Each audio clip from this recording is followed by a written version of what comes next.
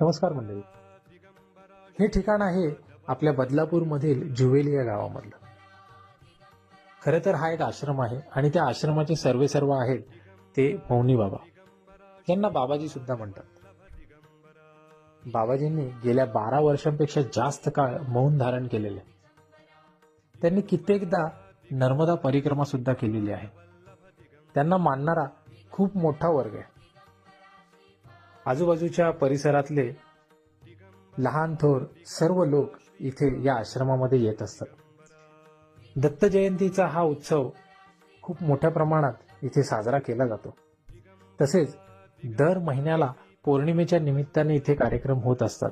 भजन, कीर्तन, चांगल्या प्रकारे सजावट, हे सगळंच इथे छान पद्धतीने केलं जातं. तुम्ही सुद्धा नक्की या आश्रमाला व्हिजिट देऊन बाबाजींचं दर्शन घेतलं पाहिजे.